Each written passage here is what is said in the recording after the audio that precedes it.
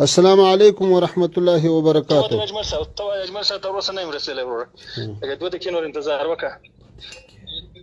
السلام علیکم. حاجی امیر صاحب، حاجی امیر خان متقی، حاجی امیر خان متقی مسئول کمیسیون مناخ شما. و علیکم السلام و رحمت الله و برکاته. کماندان صاحب محترم، خوب هستی؟ بخیر هستی؟ خوش آمدی؟ بسیار خوش آمدی، بسیار خوش آمدی. با آمدن شما بسیار خوشحال شدیم و تماما مسئولین امارت اسلامی افغانستان خوشحال شد و همه مبارکی میگویند. تشکر، سلامت باشین.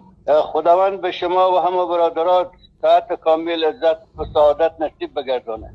خیر ببینی، بسیار خوب شد. عالی با دیگه برادرها هرچی که خصوصا در جمعیت اسلامی باشه، صلاح الدین خان است یا محمد نور باشه یا احمد مسعود باشه یا دیگه یونس قانونی و دیگه با تماما اگر در تماس شوی، تشویق شوه با امارت اسلامی افغانستان از طریق مفاهمه و مذاکره یک جای شوه، بسیار خوب می آید تا که ملت ما و شما بعد از تکالیف و از رنجها خلاص شوه انشالله. بسیار خوب شد. مجاهدین خیلی خوشحال است و انشالله با امیدواریم انشالله حال جنگ ختم شود. ما هم فکر داریم که نمی مشکلی 40 سال گذشته چطور پایان پیدا کنند و چطور مردم ما و شما از تکالیف خلاص شوند. به این خاطر میگیم که اگر با دیگه برادرها هم در تماس شوی و با مردم خود خوب پیغام ارسال شود، انشاءالله اثراتش بسیار خوب میآید.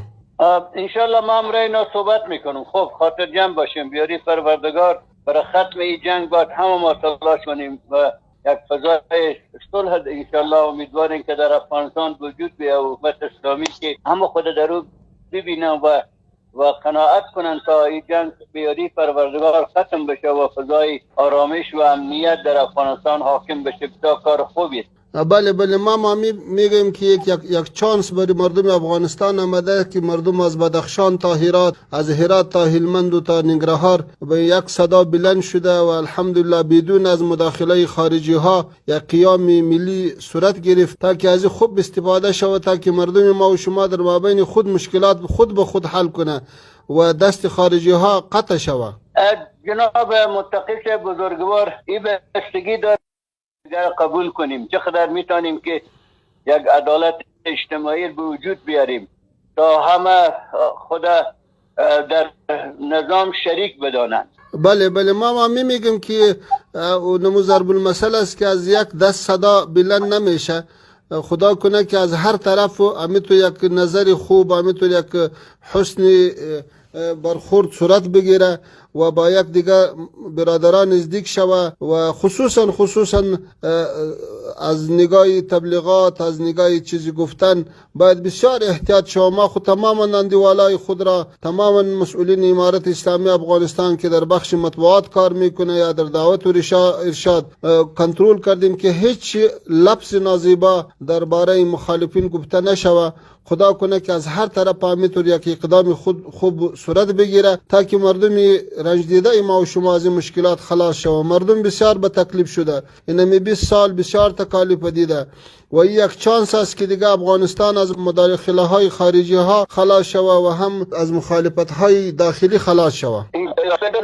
که چقدر ما میتونیم و فاصله های دور نزدیک بکنیم و چقدر همپذیری داشته باشیم تا اعتماد بین همه به صورت واقعی به وجود بیاید. بله ما خب این خاطر به شما گفت کمک طولانی کردیم که شما هر چیز به چشم سر خود دیدی که مجاهدین الحمدلله در حالت کامیابی و در حالت سلطه و غلبه الحمدلله با مخالفین برخورد بسیار صمیمانه داره.